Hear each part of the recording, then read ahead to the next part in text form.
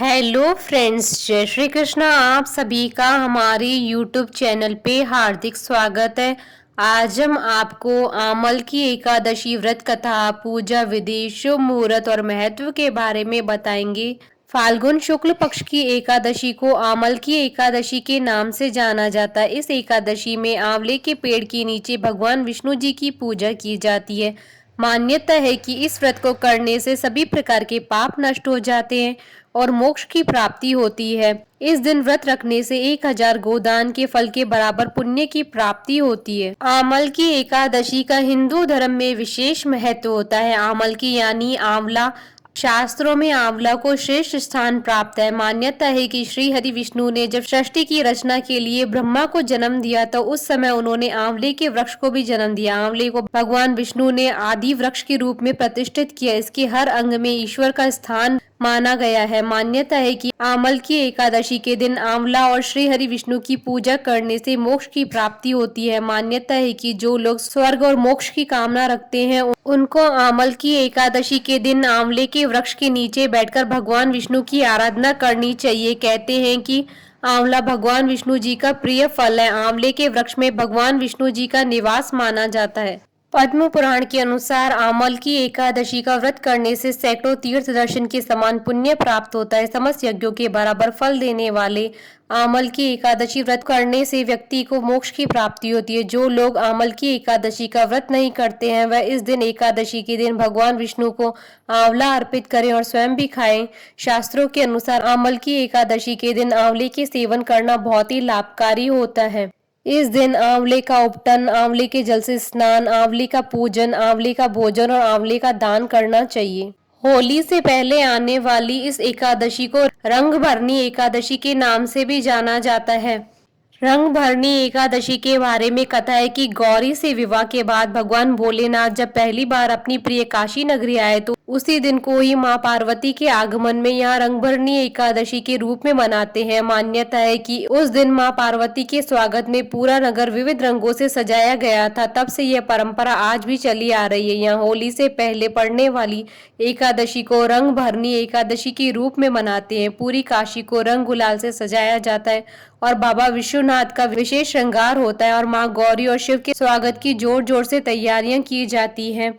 आमल की एकादशी के साथ एक और कथा जुड़ी है। उसके अनुसार राजस्थान के सीकर में खाटू श्याम के दर्शन देने की कहानी है। मान्यता है कि इसी दिन पहली बार श्याम कुंड में बाबा श्याम का मस्तक प्रकट हुआ था। तब से होली के पहले पड़ने वाली इस एकादशी के मौके पर खाटू धाम में मेले का आयोजन होता है, जहां श्रद्धालु खाटू श्याम के दर्शन करके पूजा पाठ करते हैं और उनसे अपने घर परिवार की सुख समृद्धि की प्रार्थना करते हैं। आमल की एकादशी का शुभ मुहूर्त पंचांग के अनुसार इस बार आमल की एकादशी 25 मार्च 2021 गुरुवार के दिन है। फाल्गुन शुक्ल एकादशी तिथि प्रारंभ होगी 24 मार्च 2021 को सुबह 10:23 पर और आमल की एकादशी समाप्त होगी अगले दिन 25 मार्च 2021 को सुबह 9:47 पर। व्रत पारण का समय रहेगा 26 मार्च 2021 को सुबह 6:24 से 8:21 पर। द्वादशी तिथि समाप्त होने का समय रहेगा 26 मार्च 2021 को सुबह 8:21 पर। पूजा विधि। आमल की एकादशी के एक दिन पहले यानी कि दशमी को रात के समय भगवान विष्णु का ध्यान करते हुए सोना चाहिए। एकादशी के दिन सबसे पहले नित्य कर्म से निवृत्त होकर स्नान करें और स्वच्छ वस्त्र धारण करें। अब घर के मंदिर में विष्णु जी की प्रतिमा के सामने हाथ में तिल, कुश, मुद्रा और जल लेकर व्रत का संकल्प करें। संकल्प लेते हुए इस प्रकार कहें कि मैं भगवान विष्णु की प्रसन्नता एवं मोक्ष की कामना से आमल की एकादशी का व्रत रखता हूँ या रखती हूँ। मेरा यह व्रत सफलता पूर्वक पूरा हो, इसके लिए श्री हरि मुझे अपनी शरण में रखें। अब विधि विधान से श्री हरि विष्णु जी की पूजा करें। सबसे पहले विष्णु जी की प्रतिमा को स्नान कराएं और पहुंचकर स्वच्छ वस्त्र पहनाएं। अब विष्णु जी को पुष्प, ऋतुफल और तुलसी दल चढ़ाएं। इसके बाद श्री हरि विष्णु जी की आरती उतारें, उन्हें प्रणाम करें। विष्णु जी की पूजा करने के बाद पूजन सामग्री लेकर आंवले के वृक्ष की पूजा करें। आंवले के वृक्ष की पूजा से पहले सबसे पहले वृक्ष के चारों ओर की भूमि साफ करें, उसे गाय के गोबर से पवित्र करें। पेड़ की जड़ में एक वेदी बनाकर उस पर कलश स्थापित करें। इस कलश में देवताओं, तीर्थों और सागर को आमंत्रित करें। कलश में पंच रत्न रखें, उसके ऊपर पंच पल्लव रखें और दीप जलाकर रखें।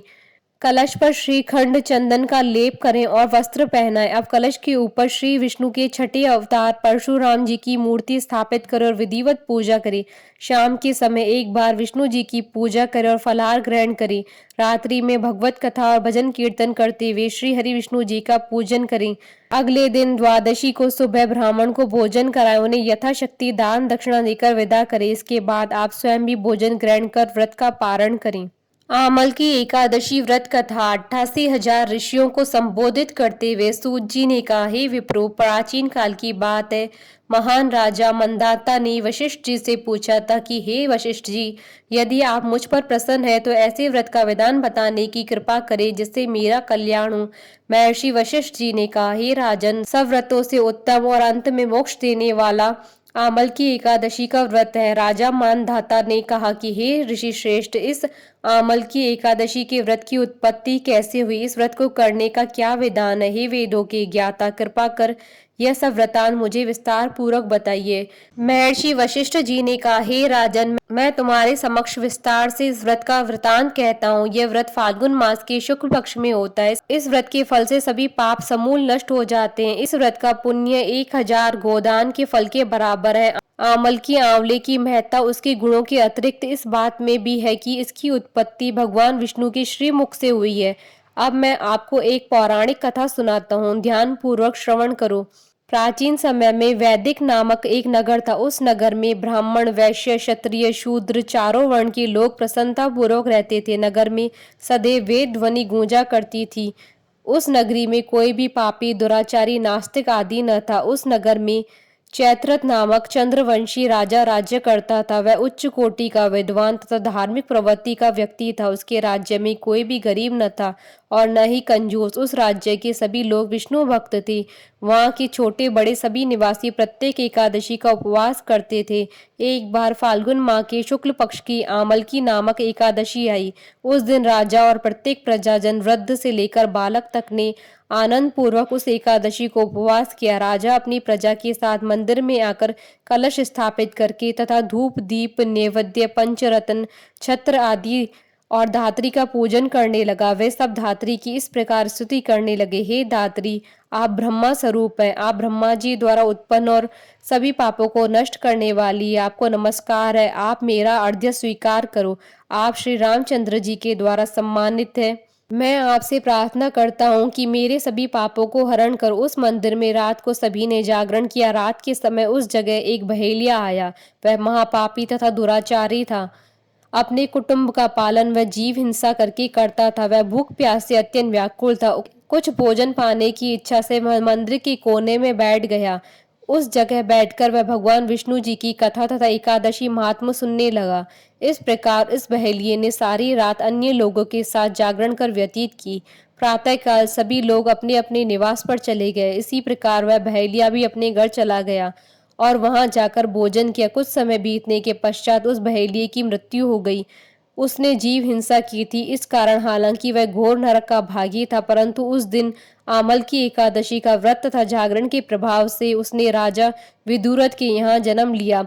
उसका नाम वसुरथ रखा गया। बड़ा होने पर वह चतुरंगनी सेना सहित तथा धन धान्य से युक्त होकर 10 सहस्त्र गांवों का संचालन करने लगा। वह तेज में सूर्य के समान, कांति में चंद्रमा के समान, वीरता में भगवान विष्णु के समान तथा क्षमा में पृथ्वी के समान था। वह अत्यंत धार्मिक, सत्यवादी, कर्मवीर और विष्णु भक्त था। वह प्रजा का समान भाव से पालन करता था। दान देना उसका नित्य कर्म था।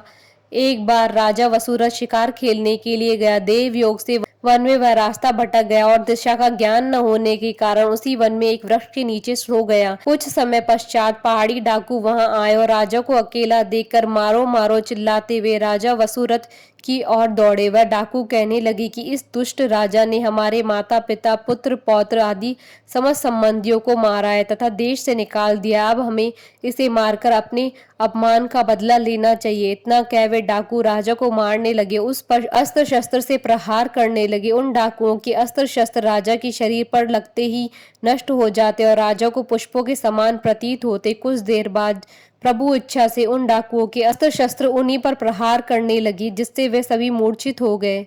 उसी समय राजा के शरीर से एक दिव्य देवी प्रकट हुई। वह देवी अत्यंत सुंदर थी तथा सुंदर वस्त्रों तथा आभूषणों से अलंकृत थी। उसकी बकुटी टेढ़ी थी, उसकी आंखों से क्रोध की भीषण लपटें निकल रही थी। उस समय वह काल के समान प्रतीत हो रही थी। उसने देखते ही देखते उन सभी डाकुओं का समूल नाश कर दिया। नींद से जागने पर राजा ने वहां अनेक डाकुओं को मृत देखा। वह सोचने लगा कि किसने इन्हें मारा, इस वन में कौन मेरा हितैषी रहता है। राजा वसुरथ ऐसा विचार ही कर रहा था, तभी आकाशवाणी हुई, हे राजन, इस संसार में भगवान विष्णु के अतिरिक्त तेरी रक्षा कौन कर सकता है। इस आकाशवाणी को सुनकर राजा ने भगवान विष्णु का स्मरण कर उन्हें प्रणाम किया, फिर अपने नगर को वापस आ गया और सुखपूर्वक राज्य करने लगा।